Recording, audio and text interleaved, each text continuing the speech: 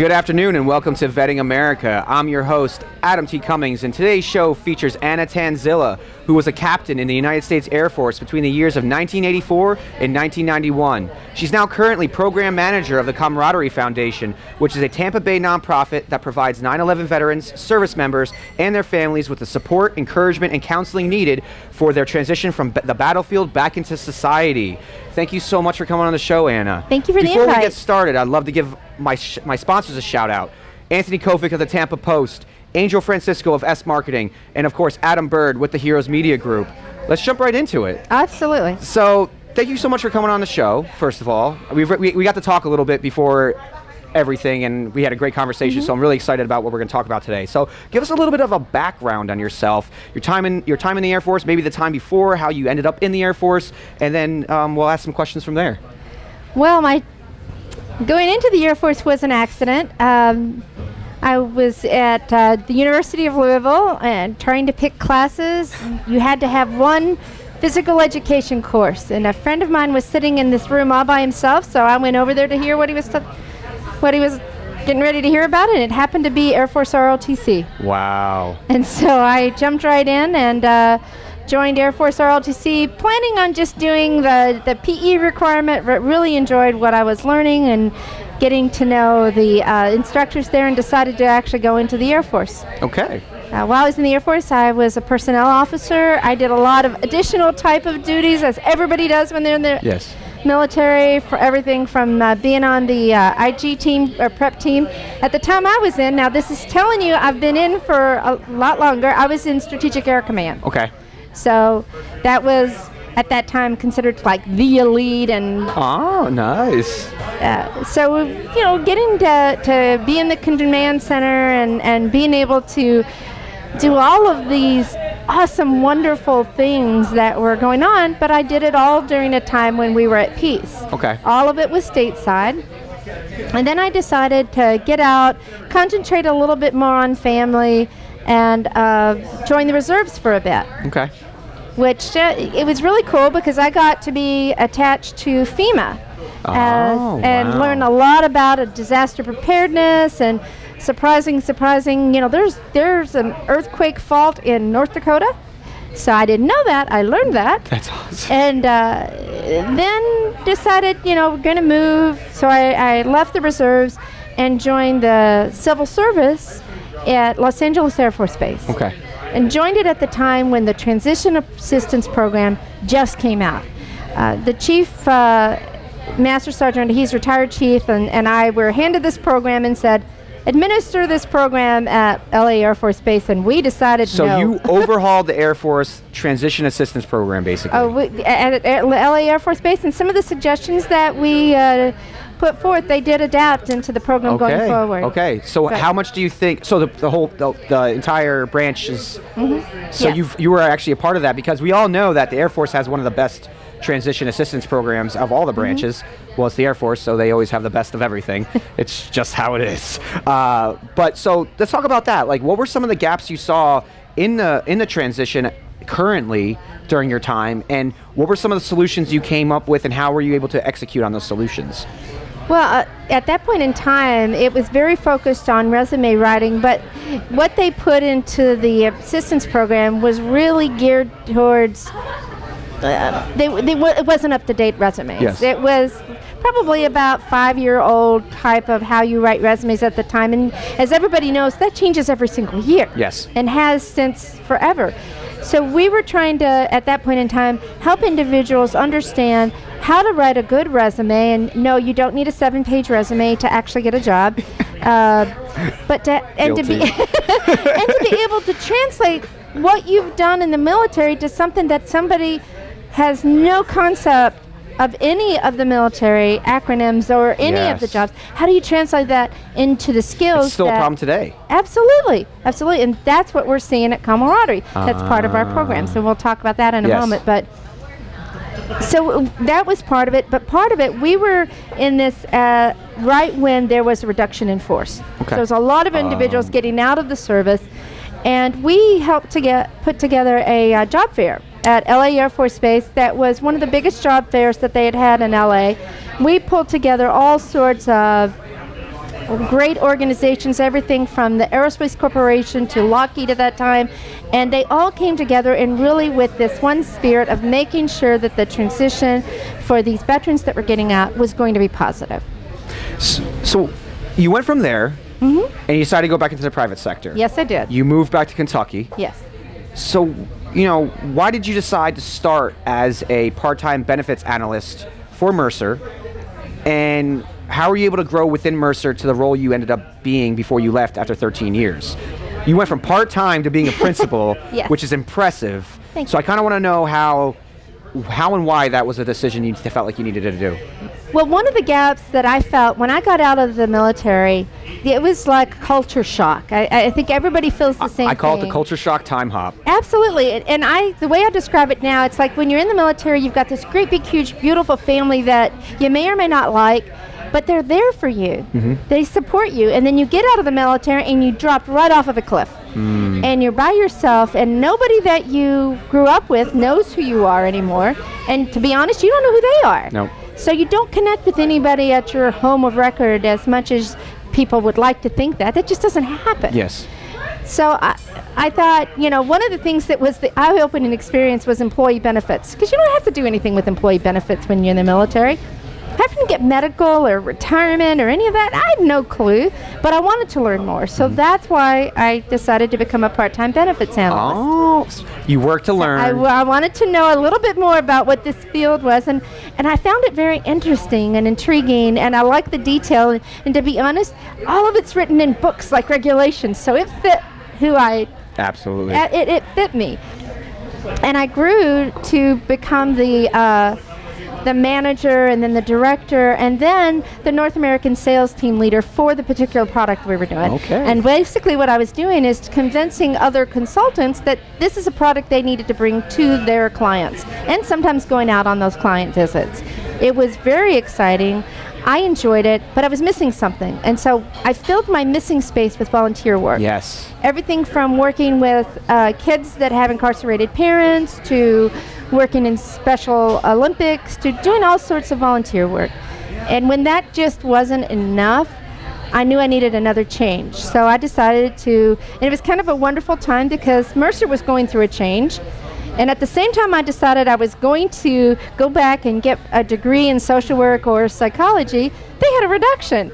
And I was one of the people let go and had a nice severance to be able to pay for school. It was perfect timing. It was like it was all meant to be. It was meant to be. And they told me that in December. I took my entrance exams in January and was in the school a couple weeks later. Service seems to be at the foundation of who you are, of your being. Absolutely. But as veterans, it really is at the foundation of all of us. Absolutely. I've said this on my show several times, how it wasn't until I helped feed the community after Hurricane Irma did I realize that my purpose was still in serving. We get voluntold to do everything while we're in the military, so I feel like that turns a lot of people off to it after. But then when their hearts are empty, it's because they're not serving a bigger purpose. So let's talk about, why do you believe volunteering and overall continued service for military veterans is imperative to successful transitions and transformations? Was it important to your transition? Absolutely. Okay. I truly believe that volunteers change the world, in a nutshell.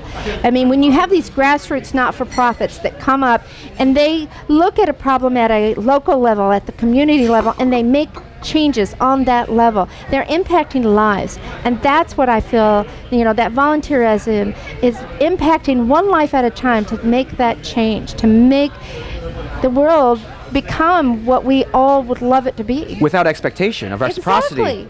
That's what's so great about volunteering, and so great about doing something without the intent of getting something in return. Absolutely. Is that it feeds your soul, which we talked about.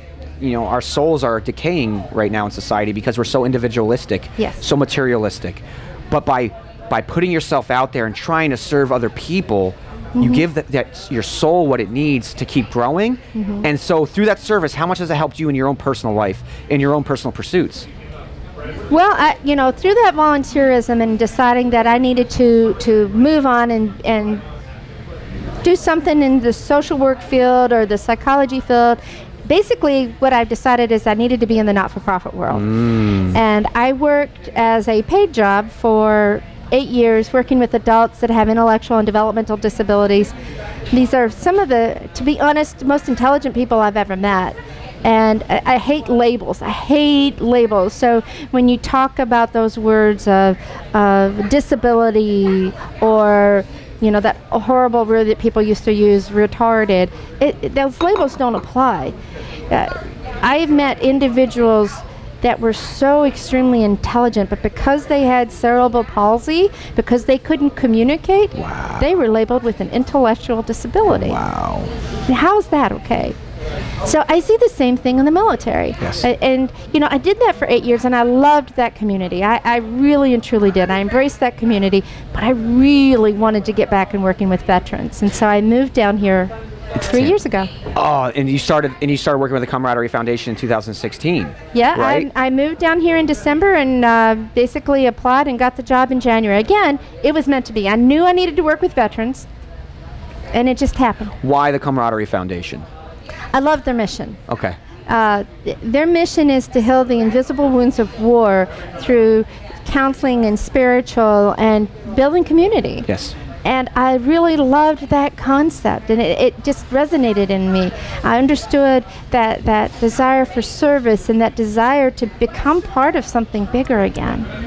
So what are some of the services that you guys provide more specifically? Mm-hmm. I know I've talked with some of my previous guests who connected me to you, and they talked about art therapy, retreats, things like that. So let's get into a little bit of the details of what Camraderie's mission is going after to try to, what kind of resources are you guys helping veterans access? Okay, so the big bulk of what we do is we help post 9/11 veterans, active duty military, and their families get access to counseling services, and we do that across the nation. Okay. Now, 80% of our clients are still in the I-4 corridor, so everything from Tampa all the way over to Jacksonville. But if we have a veteran call us from Washington State, we're going to help them. Yes. We find the counselors. We have over 300 counselors registered with us right now.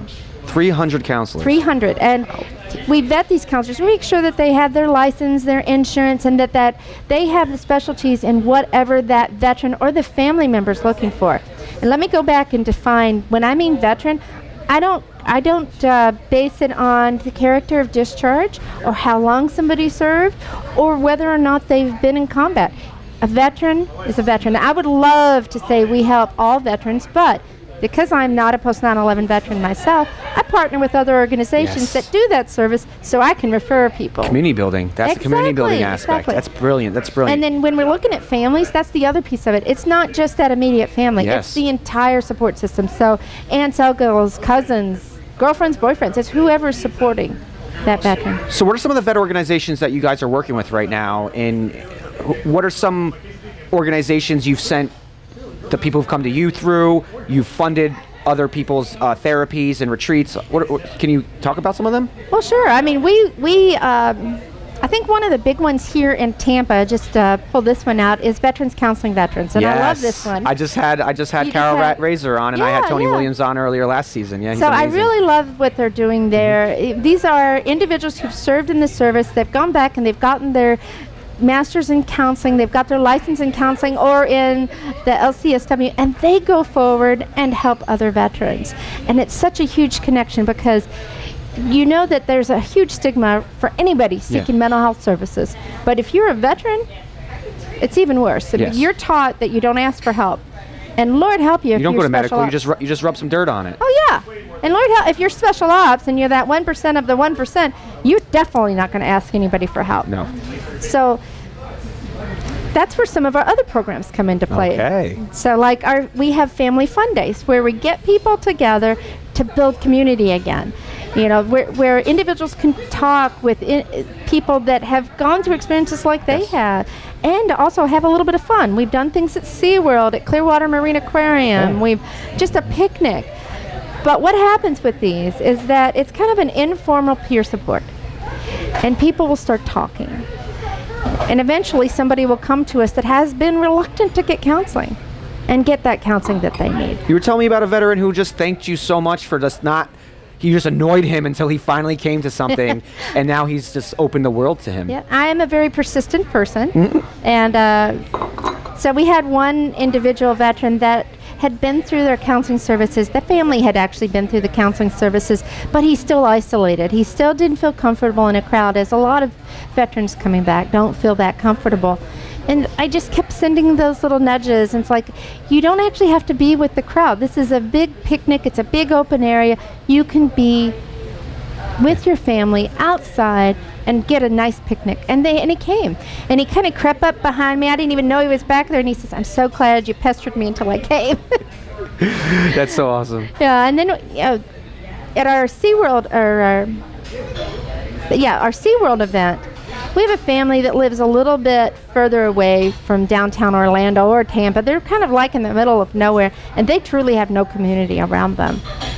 And what happened there was magical. Yeah. Because they met another family with children about their same age living about 15 miles away. Yes, that's perfect. It's instant incredible. connection, instant, Community they're able to build a community and have these friends that they haven't really been able to connect with, because they don't really connect well with the regular community. We haven't. And what's funny is the more that we connect with each other, the more that we learn how to connect with everyone else. Absolutely. And so we may be isolated today, but just finding one person can then help springboard you to a whole new world. And that's really what's happened with me, and what I've gone through is it started with not really wanting to be around anyone, not really wanting to make friends, to, all right, I have this business now, so I got to get out there. And all of a sudden I get out there, and there's so many people like me out there doing the same thing. And from there, my life just opened up. And so for me, that's why I'm such an advocate now for it, is because I think isolation is one of the worst things a veteran can do, and it's almost like all of us do it. Absolutely. So what's the biggest struggle at the Camraderie Foundation for you right now? Oh, right now I have to say we have the individuals who have come to us for help have outpaced our funding. Yes. And you hear this from a lot of not-for-profit. Same gaps. You hear that from a lot of them, because back in September, we've had to basically only approve and move forward those cases that are critical. And when we talk critical, we're talking they've either considered suicide or are currently contemplating suicide. Yes. We've had 13 to 20 a month since September, just in that. Wow. We have individuals on our waiting list, and when I say our waiting list, it's still a small waiting list. I hate it because it defeats the purpose of... It defeats the purpose of what we're doing. But we have so many funds, we have a limited amount of funds, and we have this many clients, so you have to take care of the most pressing matters. So how do people get involved? How do people donate? How do we help you alleviate this big problem that you're facing right now? Basically through donations. You can do that through the website, or just reaching out. What's the website? The website is CamaraderieFoundation.org. Okay. Or just reach out to me, and how do we get in contact with you? You can reach out to me at my email at Tanzilla, and we'll type that up somehow. Yeah, it'll be there. It'll be in the... at CamaraderieFoundation.org. But reach out, because there's not just the monetary side of it. It's also the volunteer side of it. Again, I'm a big volunteer. We have a program that's called our Mentor Leadership Program. And I really want to talk a little bit about that too, because we've been doing this program for 5 years in Orlando. And we're going to start one here in Tampa this year, as well as the one in Orlando. And what we do is we take transitioning veterans, and this year their spouses, if spouses want to apply, and pair them with business leaders in the area to help with their networking in their business community. It's not about finding a job, but it's about building the network and making those those connections and building that community again in the greater community. So it's not just business mentors, it's mentors for any aspect of your life that you're struggling in. Kind of. Yes. I mean, so there's a couple of stories about the Orlando classes. We had one individual that came through that was in IT, and he kind of wanted mentors in the IT, but what we really saw, and we see this a lot, is he needed self-confidence. And so we paired him with mentors that could help build his self-confidence, because what we see is a lot of individuals who are getting out, they struggle. And that was so big for me. It was the imposter syndrome. Yeah. So I don't belong here. You don't belong anywhere. Ugh. And they they don't feel like they connect, and they start losing their identity and their confidence. And when you lose your confidence, you don't show well in an interview. It's just as simple as that. So we're trying to help build that up again. So it depends on what that individual's needing. Some individuals want to start their own business, so we look at small business owners and connect them with. But each person gets 2 mentors. One hopefully that's been prior military, and one that's not. Okay. So they can get bridge the gaps. Right. Oh, it's brilliant. It's brilliant. And you know, that mentoring can look like everything from just meeting for coffee once a month to going to networking meetings. It depends on what that individual needs. It's very individualized. Absolutely. There's also a few classes that are a part of it, like a networking class and a how to use social media, learning a little bit more about AI than I've ever learned in my life. It's important. It's the future. It is. It's a little scary, yes. but it's important. But how to start your own business, to learning about the community, because there's so many great organizations out there that can use the military. Are great leaders. So how can some successful veterans be a part of this? How can go through Camraderie? Absolutely. Go back to that camaraderie foundation.org, okay. Or reach out to me, and we'll, like I said, we'll get the. I'll have all the links on that and everything. That's awesome. And then, but that way. And I'm looking for anybody that would be interested in being a mentor or being a protege for both the What's classes the difference? here. The proteges are individuals, those are the transitioning veterans. Okay. And those are the individuals, and they can be in any rank. I've had individuals from a lieutenant colonel to an E2. Okay. All along that spectrum in the classes, because everybody needs a little bit of transition assistance. Your rank, you're no longer your rank once you walk past the gate with your DD-214 in hand. Exactly. I mean, if you're a colonel or you're a captain, I'm going to call you a captain because it's just respect, veteran to veteran. But that was the biggest thing about the transition was, you know, we're revered, we looked up to, we have identity, we have respect, and then we leave those gates and nobody cares about us anymore. So we got to recreate ourselves out here, and that's the importance of not just transitioning, but transforming yourself. Exactly. And that's why I like to bring on successful veterans like yourself to demonstrate that, you know, what were some of the trials and tribulations you went through during your transition, and then how were you able to overcome them to create the life you created here?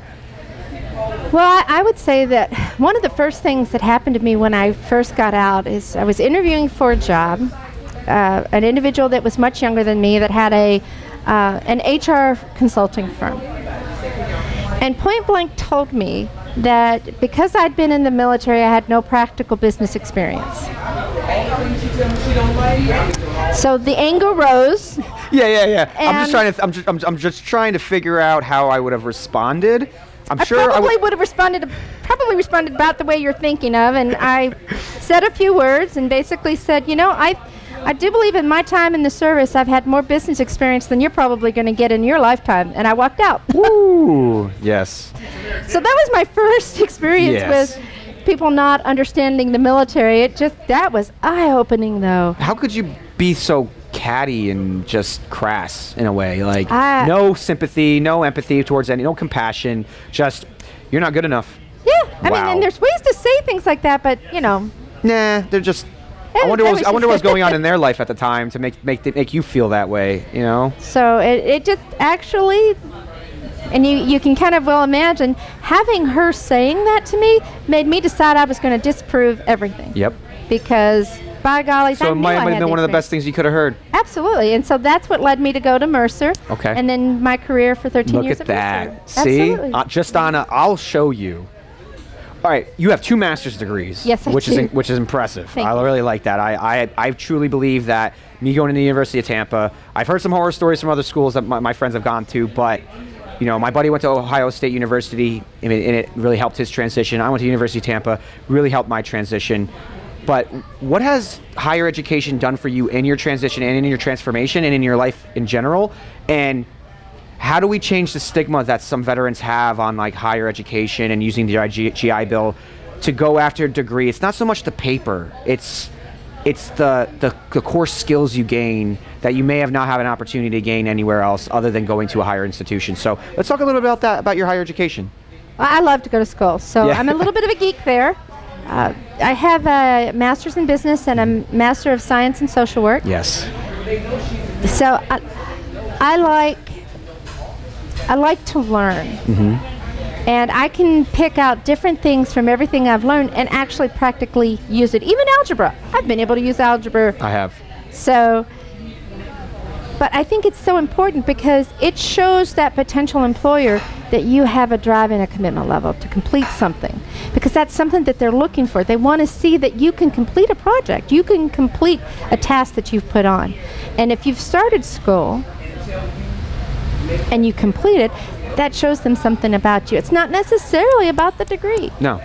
It's no, not, and especially it's that now. You completed the degree. And especially now. So I'm getting a lot of emails from companies who are, like staffing companies now, who are trying to fill the more than 3.5 million cybersecurity jobs that are going to be unfilled by 2020.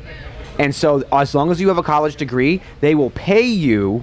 They will pay you to get trained in cybersecurity, to do any type of coding, any type of computer work, and then find you a job and place you in a job. Yep. If you're a veteran, and especially a veteran with a college degree, you can get a job making really good money in cybersecurity right now. Absolutely. And that's always a pivot you can make. And I think part of what the transition assistance problem has been, I think I said problem way too many times, but it is a problem, and is individuals who are senior enlisted that don't have that advanced degree, and they get out, they've got this wealth of experience, but not the degree. And it's how do you help sell that experience to these potential employers so that you can get into the jobs you know you're qualified for. While speaking two different languages. Exactly. And that's, I have extensive background in the military with working on fighter jets and everything I did there.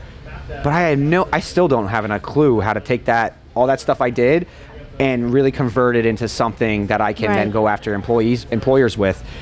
I'm starting to see it now. I'm starting to kind of figure it out, but that's something big I'm trying to get more access to provide my audience is those resources that can help take their military experience and convert it into civilian, we call it civilianese. Absolutely.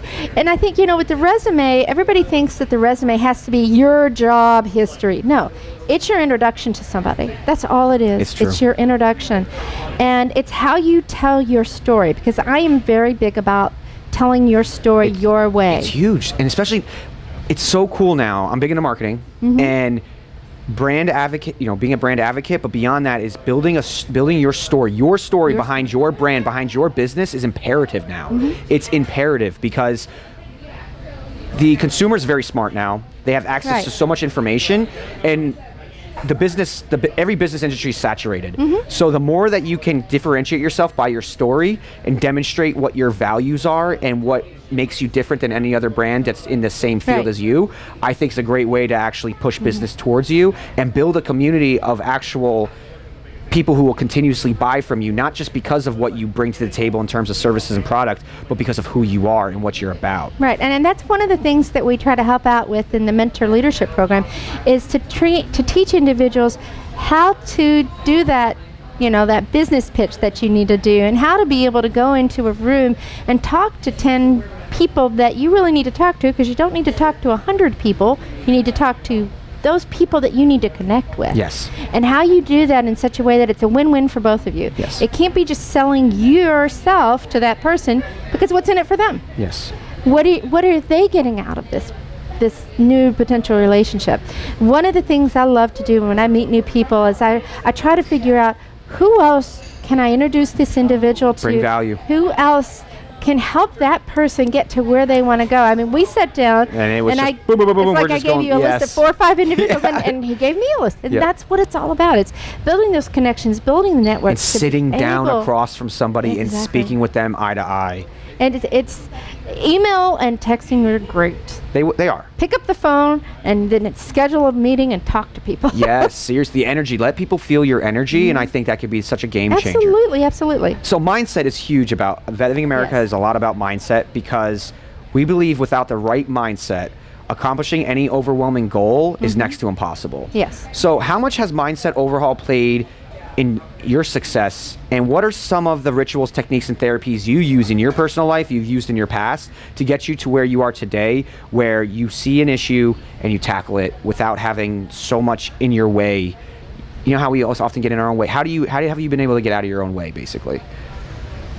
Well, that's an interesting question. Stumped. Well, it's a couple. Number one, I'm the firstborn. Okay. I already have a drive. I like to be right. I like to be I do. I know myself. I like to complete whatever the mission is. Okay. There's something about that, and I don't like technology to beat me or to get in the way of what's going to happen. That I've decided that this is the path we need to take. This is the desired outcome. That's going to happen one way or the other. Yes. And it's just a matter of what path I need to take to this outcome. And it is a path that often. And being okay with the fact that it's not a straight line path. And sometimes you have to veer a little bit. Yes. And you have to decide what that is. I think one of the biggest things is writing it down. I still have goals that I have written down of what I want to accomplish. People that maybe I would like to get to know. Okay. I have all of that written down. Visualization. Absolutely. And I have done that since I was a teenager. So, one of your favorite quotes, which I love this quote, is, life's most persistent and urgent question is, what are you doing for others? Which was said by Martin Luther King. Yes. What does this mean to you, and why does it resonate with you so much? I think it's all about service and realizing that you're not here on this planet by yourself. Yep. We're all interconnected. We are all interconnected. I can walk into a room, and I guarantee you I'm going to find something I connect with every single person in that room. One little thing. And if we can do that, we can truly, and I truly believe this, volunteers do change that world. And when you're doing things for others and you get out of your mind and out of what is controlling you, you have the potential to do even greater things. So what are some of the gaps you're seeing right now, not just in resources and information and education for veterans transitioning out of the military, trying to reestablish themselves in society, but what are some of the common issues you're seeing with the misconceptions of veterans by the civilian community? What some of the spouses and family members are dealing with that is actually putting a lot more pressure on the transition process? And how are you and the Camraderie Foundation, what are you guys doing to address these gaps? Well, there's so many different things on that. So if you're looking at it as a whole unit, the family unit, I think one of the things to realize is that it's not just the veteran that's going through transition. It's the entire family, which is why we do counseling for the entire family. We've helped kids as young as 4 years old. A 4-year-old was mimicking dad's PTS behavior in preschool. Wow. In preschool. Having those behaviors of isolation and hypervigilance at 4 years old. They're sponges. Yeah. Everything we know, we learn. So, realizing that it's not, it's not just that person. Yes. It's the entire unit, and it takes more than just one specific organization to help this. So I think the VA is a great organization, but they were never meant to be everything for everybody. Yes. Yes. But that's why But they're funded that way. I get that, but that is not how they were originally structured. Yes. And no one organization can be that one solving factor for every single person. It just doesn't work. So do you feel that the fact that all these nonprofits and all these resources out there that are trying to do great things, they're all vying for the same crumbs coming down from the grants and from the federal government money and all this, and donors are hard to get. If you don't show that you have credibility, if you don't show that you've been doing the things you say you're going to be doing, getting money in the beginning is very difficult. Do you think that's causing our community of resources and veterans themselves to be fragmented a little bit and a little competitive with each other instead of like coming together and creating those strategic alliances that can then, hey, I can't cover this veteran with his issues, but I know another resource that can, so let's work together and build a network. Why are we just now starting to see networks kind of coming together of veteran organizations and resources? I think sometimes it just takes time. Yes. To be honest. I mean, I got down here 3 years ago, and I have seen a huge, huge change in the way people collaborate in just those 3 years.